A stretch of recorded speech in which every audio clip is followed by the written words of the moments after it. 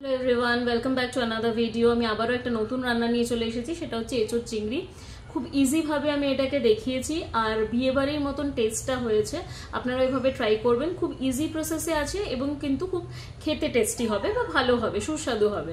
তো চলুন আমরা দেখে নিই রান্নাটা আমাদের কিভাবে হচ্ছে। এঁচোড় চিংড়ি বানাতে আমাদের প্রথমেই লাগছে চিংড়ি মাছ। আমি এখানে নুন হলুদ মাখিয়ে নিয়েছি চিংড়ি মাছগুলোতে। এই সাইজের চিংড়ি মাছ নিয়েছি আমি, আপনারা চাইলে আরেকটু ছোট সাইজেরও নিতে পারেন। একটা আলু ডুমো ডুমো করে কেটে রাখা, বড় সাইজের একটা আলু, আর অবশ্যই এঁচোড় লাগছে। আমি এভাবে পরিষ্কার করে এটা কেটে নিয়েছি। এটা একটু নুন হলুদ দিয়ে ভাপিয়ে নেব। আর রান্নাটা হবে সর্ষের তেলে। নুন হলুদ মিষ্টি তো আমাদের অবশ্যই লাগছে। আর পেস্টের মধ্যে লাগছে দুটো বড় সাইজের টমেটো, দুটো বড় সাইজের পেঁয়াজ, 8 কোয়া রসুন, 2 ইঞ্চ মতন আদা আর 4টে কাঁচা লঙ্কা। ফার্স্টে আমি চিংড়ি মাছগুলোকে সর্ষের তেলে একটু ভেজে নেব। কড়াইতে এবার আমি একটু সর্ষের তেল দিয়ে দিচ্ছি, জাস্ট অল্প দিচ্ছি। এটা চিংড়ি মাছটা ভাজার জন্য আমার একদম অল্পই লাগবে। আর এই সাইডে আমি কাঁঠালটাকে বা এঁচোড়টাকে আমি সেদ্ধ করতে বসিয়ে দিয়েছি। অল্প একটু ভাপিয়ে নেব নুন আর হলুদ দিয়ে।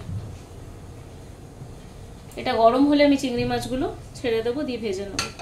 আর চিংড়ি মাছটা আমি খুব বেশি ফ্রাই করব না, একদম অল্প ফ্রাই করব, নাহলে স্টিফ হয়ে যাবে। এবার আমি একে একে চিংড়ি মাছগুলো দিয়ে দিচ্ছি।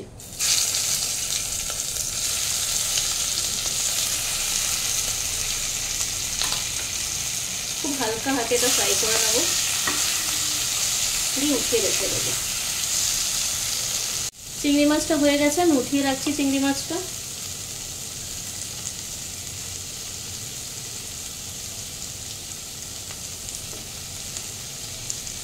চিংড়ি মাছগুলো ভেজে উঠিয়ে নেওয়ার পর আমি আবার কড়াইতে একটু তেল দিয়ে দিচ্ছি।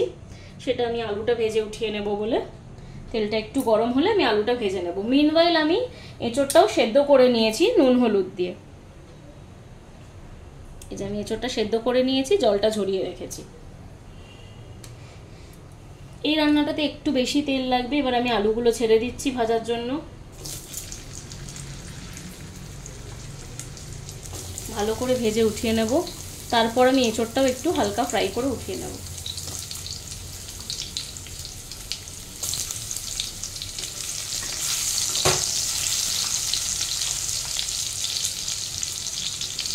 আলুটা আমার ভাজা হয়ে গেছে, এবার এটাকে তুলে রাখবো, দিয়ে আমি এঁচোড়গুলো একটু ফ্রাই করে নেব।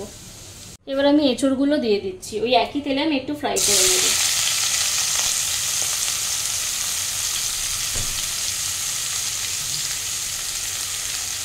এটা একটু ফ্রাই হলে আমি উঠিয়ে নেব। এটা ভাজা হয়ে গেছে, এবার এটাকেও আমি তুলে রাখবো, দিয়ে ওই একই কড়াইতে আবার আমি একটু তেল দেব। বড় চামচে 3 চামচ মতন তেল দেব। এই রান্নাটায় একটু বেশি তেল লাগবে, যেহেতু রান্নাটা একটু রিচ। এটা আমি উঠিয়ে রাখছি। তাহলে কড়াইটাতে আবার আমি একটু সর্ষের তেল অ্যাড করে দিচ্ছি।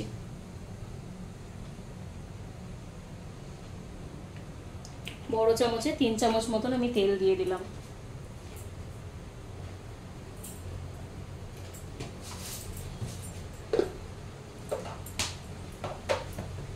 এবার এটা একটু গরম হলে ফোড়নের জন্য আমি জিরে দেব আর একটু চিনি দেব। আমি জিরে দিয়ে দিলাম, এবার আমি একটু চিনি দেব।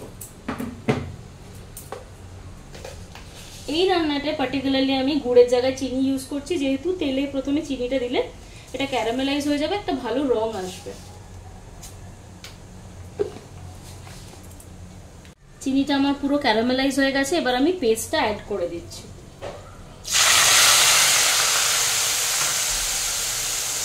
এবার এটা আমি ভালো করে কষিয়ে নেব। এটা অনেকক্ষণ কষাতে হবে, যতক্ষণ না তেল ছেড়ে আসছে মশলা থেকে ততক্ষণ অবধি আমি কষিয়ে নেব। মশলাটা কষানোর সময় এবার আমি নুন হলুদ বাকি যে গুঁড়ো মশলাগুলো আছে সেটা আমি দিয়ে দেব। ফার্স্টে নুন দেব আমি, এই চামচে 2 চামচ আমি নুন দিয়ে দিলাম। গুড়টা আমি অ্যাড করছি না, যেহেতু আমি অলরেডি চিনি দিয়ে রেখেছি।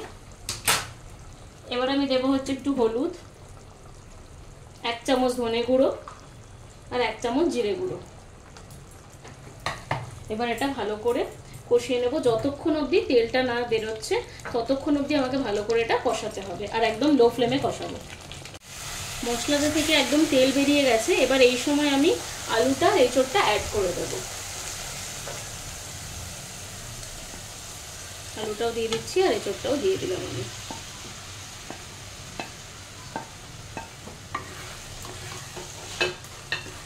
এবার এটার সাথে একটু ভালো করে কষিয়ে নেব। তারপর আমি অল্প একটু গরম জল দিয়ে দেবো। আলুটা, এঁচোড়টা মোটামুটি সেদ্ধ হয়ে আছে, আলুটাও মোটামুটি সেদ্ধ হয়ে আছে। এটার থেকে আরেকটু কষানো হয়ে গেলে ভালো হবে। আমি একটু গরম জল দিয়ে দেবো।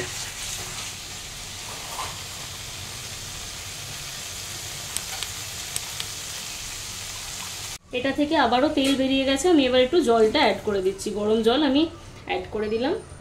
আপনারা গ্রেভিটার রিকোয়ারমেন্ট অনুযায়ী গরম জলটা দেবেন। এবার এটা লো ফ্লেমে আমি 10 মিনিট মতন সেদ্ধ করব ঢাকনা দিয়ে। তারপরে আমি চিংড়ি মাছটা অ্যাড করব। এবার এটা আমি লো ফ্লেমে এতক্ষণ দিয়ে রেখেছিলাম 10 মিনিট মতন। এবার আমি এটা তুলে দেখবো অলমোস্ট সব কিছু সেদ্ধ হয়ে গেছে। এবার লাস্টলি আমি চিংড়ি মাছটা অ্যাড করব। তো স্প্যাচুলাটা দিয়ে একটু কেটে দেখে নেবেন আলুটা আর এঁচোড়টা। আলুটা আমার সেদ্ধ হয়ে গেছে, এঁচোড়ও সেদ্ধ হয়ে গেছে। এবার আমি চিংড়ি মাছটা অ্যাড করে দিচ্ছি। চিংড়ি মাছটা আমি দিয়ে দিলাম। চিংড়ি মাছ দিয়ে বেশি ফোটানোর দরকার নেই, নাহলে স্টিফ হয়ে যাবে। চিংড়ি মাছটা দেওয়ার পর আমি এবার গ্যাসটা বন্ধ করে দেবো। জাস্ট 1 মিনিটের জন্য একটু ফুটলে আমি গ্যাসটা এবার অফ করে দেবো। আর লাস্টে আমি একটু ঘি আর গরম মশলা দিয়ে দেবো।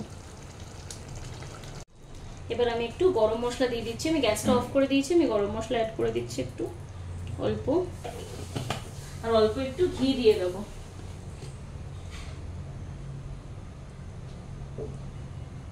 একদম অল্প 1 চামচ মতন ঘি দিলেই হবে। এটা আর কিছু নাড়াচাড়া করার নেই। এটা একবার মিক্স করে নিয়ে আমি ঢাকা দিয়ে দেবো। এই সুন্দর ফ্লেভারটা এটার মধ্যেই থাকবে।